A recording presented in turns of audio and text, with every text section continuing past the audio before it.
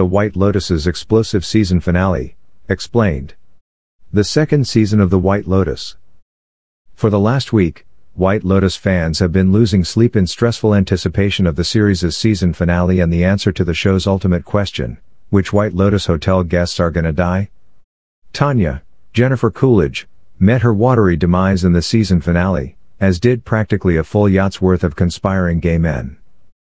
As episode 6 hinted at, new friend Quentin, Tom Hollander, and Tanya's husband Greg, Jon Gries, had a relationship. Tanya picked up a poorly photoshopped photo of the two in Quentin's bedroom.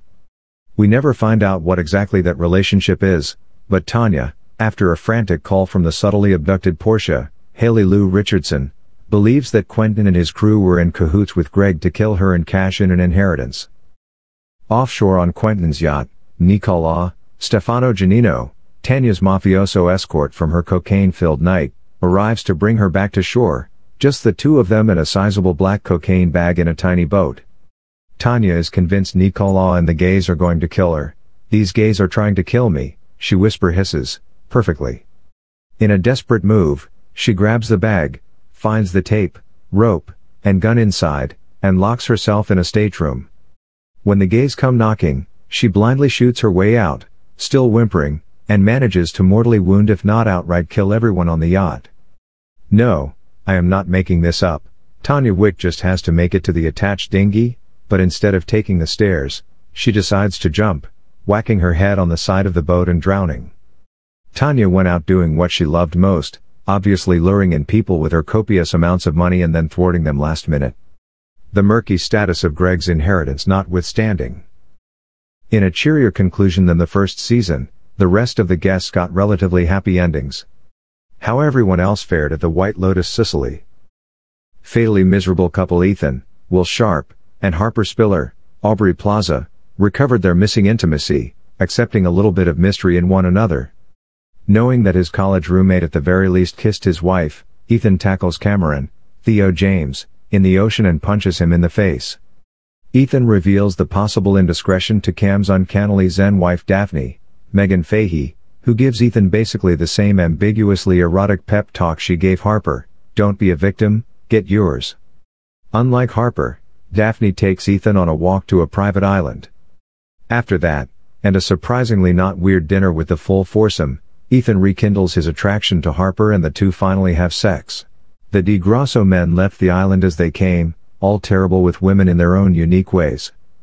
Dominic, Michael Imperioli, has a sliver of hope his wife will talk to him again, thanks to his son's semi-extortionist blessing. Bert, F. Murray Abraham, still gets sexually excited from a hug. At the airport, Albie, Adam DeMarco, reconnects with Portia, each having been pretty well and thoroughly scammed by the sex workers they unwittingly ditched each other for. The two exchange numbers, so they can go on to hurt each other another day. And speaking of sex workers, Lucia, Simona Tabasco, and Mia, Beatrice Grano, got a real happily ever after. Lucia played Albie and his dad for €50,000. Alessio, the man supposedly stalking her, wasn't a pimp or a disgruntled mob boss but just a doorman at a neighboring hotel. And as a result of accidentally drugging the resident pianist, Mia convinces hotel manager Valentina, Sabrina Impaxiator, to fire him. Good for them. Men get played. Women get rich. Yachts became death traps. What a surprisingly jaunty ending for our White Lotus guests, save for Tanya, and oddly hopeful cap to the second season of this beloved HBO show. The season is a well-executed murder mystery. The biggest shift this season was how the White Lotus transitioned from feeling like a show about unaware and unchecked privilege with a little murder mystery hanging over it, to murder mystery with a bit of unaware and unchecked privilege on the side. Fans were more determined than ever to decode every potential clue. The change in vibe began in the very first episode. We meet Daphne who, at first blush, feels familiar to anyone who's seen the White Lotus Season 1. She's got perfect hair, a perfect swimsuit, perfect teeth. Big, clean, gorgeous teeth.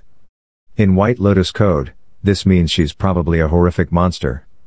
Daphne chats up the girls next to her, initiating a conversation about how lucky they are to be in Sicily. Italy's just so romantic, Daphne tells the women, before getting into the Ionian Sea one last time. "Oh, you're gonna die. They're gonna have to drag you out of here," she says.